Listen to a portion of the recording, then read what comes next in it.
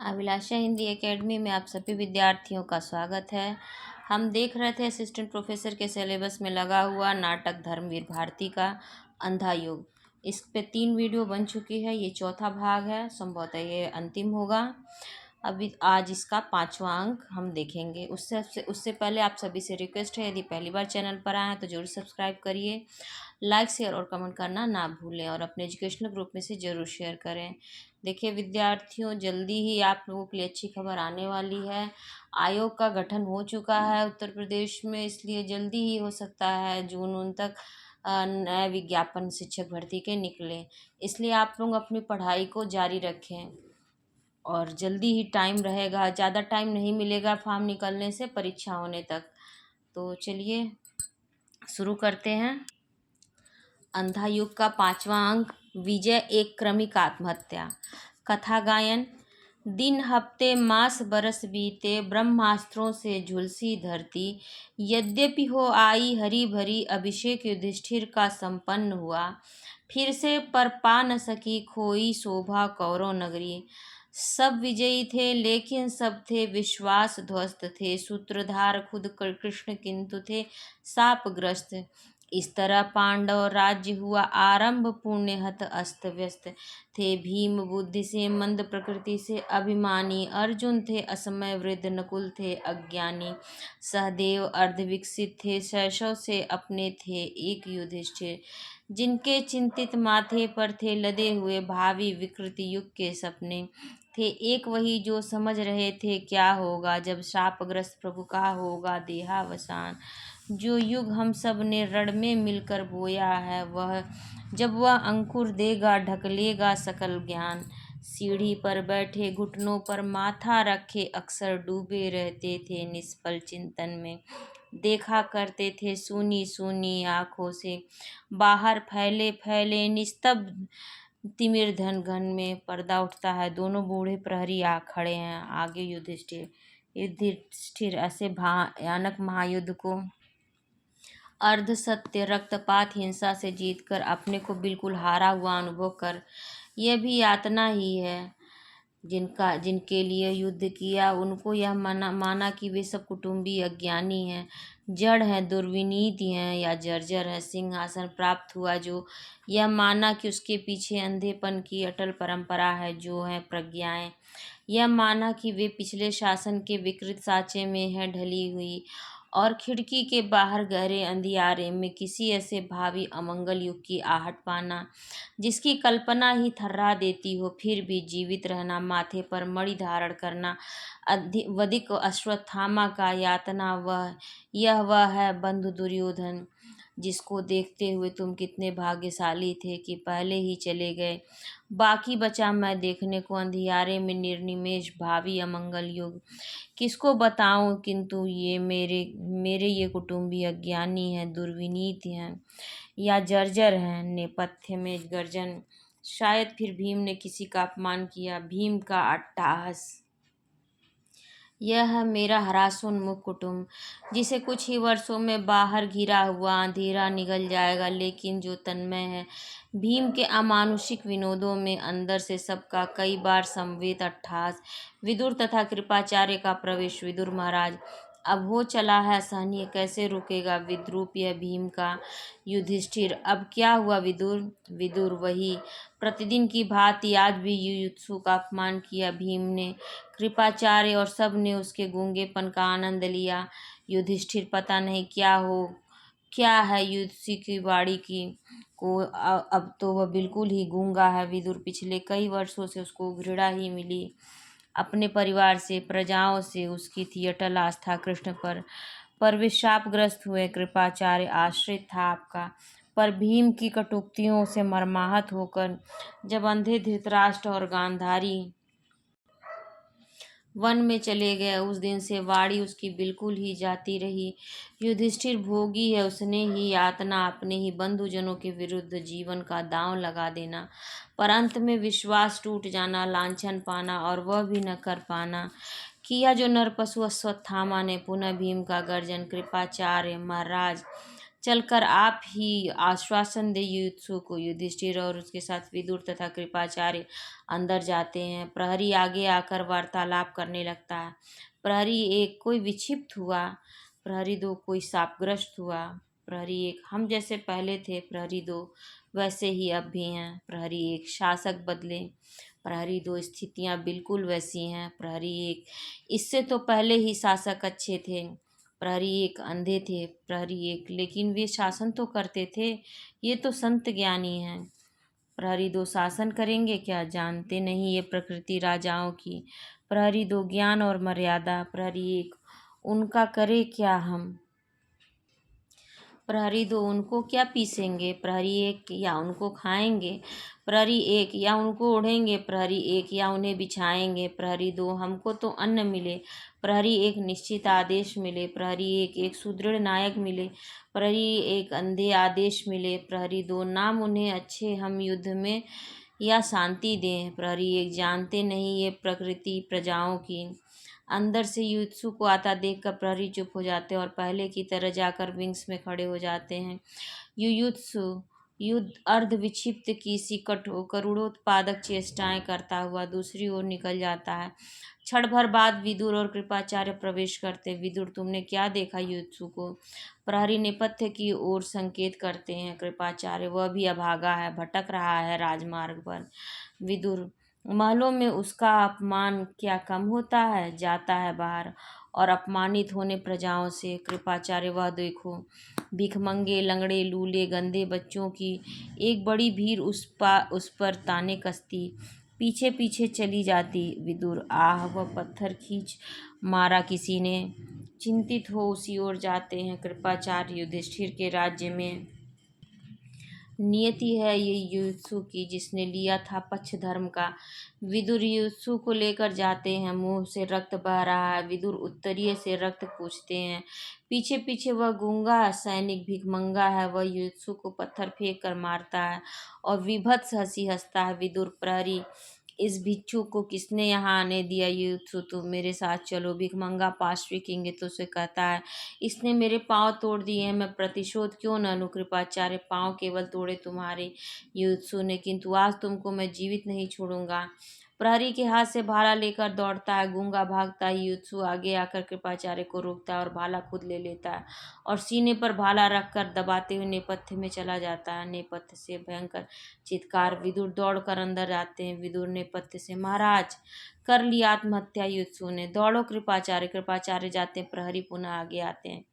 प्रहरी एक, युद्ध हो या शांति हो, प्रहरी दो रक्तपात होता है, प्रहरी एक अस्त्र रहेंगे तो प्रहरी दो उपयोग में आएंगे ही। अब प्रहरी एक, अब तक वे अस्त्र प्रहरी दो दूसरों के लिए उठते थे, प्रहरी एक अब वे अपने ही विरुद्ध काम आएंगे। यह जो आज हमारे अस्त्र अब निरर्थक थे, प्रहरी दो एक, कम से कम उनका प्रहरी दो आज तो कुछ उपयोग हुआ। अंदर संवेद अट्ठहास। कृपाचार्य आते हैं।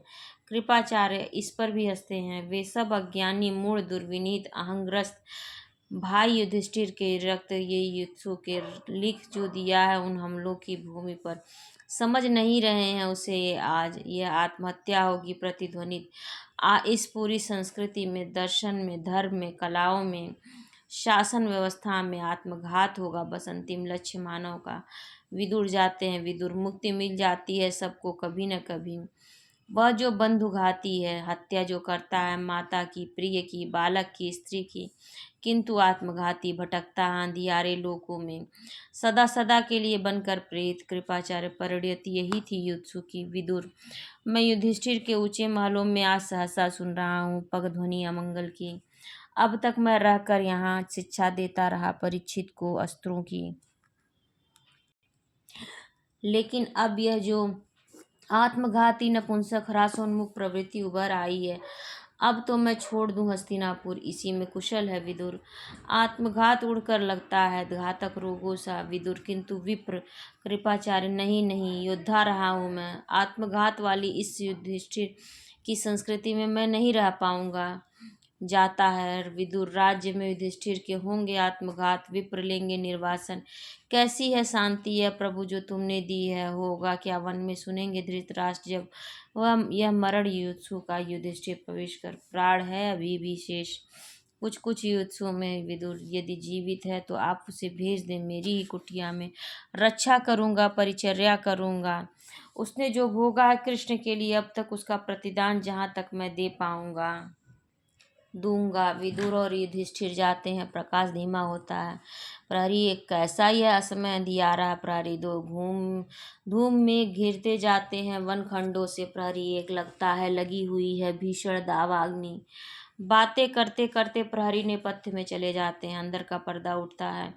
जलते हुए वन में धृतराष्ट्र और संजय। धृतराष्ट्र, जाने दो संजय, अब बचा नहीं पाओगे मुझे आज, जर्जर हूँ आग से, कहाँ तक मैं भागूंगा। संजय, थोड़ी ही दूर पर निरापद स्थान है, महाराज चलते चलें। पीछे मुड़कर, आह माता गांधारी वहीं बैठ गई। माता, ओ माता। धृतराष्ट्र, संजय, अब सब प्रयत्न व्यर्थ है, छोड़ दो तुम मुझे यहीं। जीवन भर में अंधेपन के अंधियारे में भटका हूँ, अग्नि है यही नहीं, यह है ज्योति वृत्त, देख नहीं ये सत्य ग्रहण कर सका जो आज मैं अपनी वृद्ध हस्तियों पर सत्य धारण करूँगा। अग्निमाला सा। संजय, आग बढ़ती आती है, आह माता गांधारी गिर गई लपटों से, किसको बचाऊं मैं, हाय असमर्थ हूँ। गांधारी अध जली हुई आती है। संजय, तुम जाओ, यह मेरा ही शाप है, दिया था जो मैंने श्री कृष्ण को। अग्नि, आत्महत्या, अधर्म, गृह कलह में जो सतधा हो बिखर गया है नगरों पर वन में। संजय,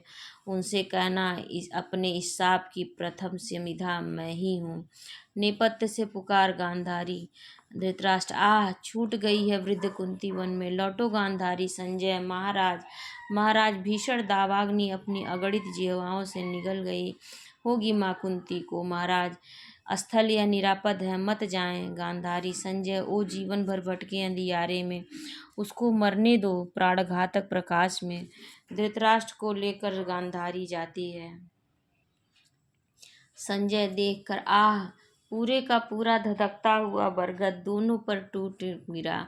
फिर भी बचा हूँ शेष, फिर भी बचा हूँ शेष, लेकिन क्यों, लेकिन क्यों, मुझसा निरर्थक और होगा कौन। आह, सहसा एक डाल उसके पांव पर टूट कर गिरती है, वह पाँव पकड़कर बैठ जाता है। पीछे का पर्दा गिरता है। कथा गायन। यो गए बीतते दिन, पांडव शासन के नित और अशांत युधिष्ठिर होते जाते, वह विजय और खोखली निकलती आती, विश्वास सभी घनतम में खोते जाते। विंश से निकलकर प्रहरी खड़े हो जाते हैं। एक के भाले पर युधिष्ठिर का किरीट है। प्रहरी एक, यह है किरीट चक्रवर्ती सम्राट का। प्रहरी दो, धारण करो इसको, छोड़ दिया है। प्रहरी एक, जब से अब अशकुन होने लगे हैं हस्तिनापुर में। प्रहरी दो, नीचे रख दो इसको, आते हैं महाराज। युधिष्ठिर और विदुर आते हैं।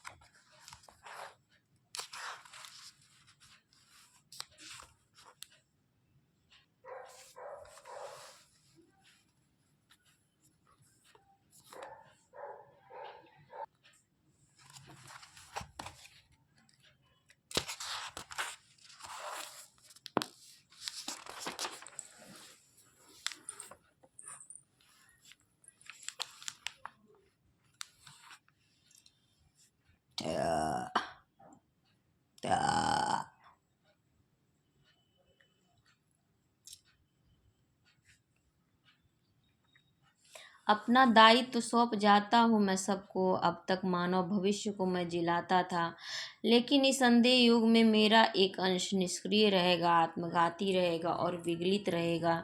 संजय युयुत्सु अश्वत्थामा की भांति, क्योंकि इनका दायित्व लिया है मैंने। बोले वे, लेकिन शेष मेरा दायित्व लेंगे बाकी सभी।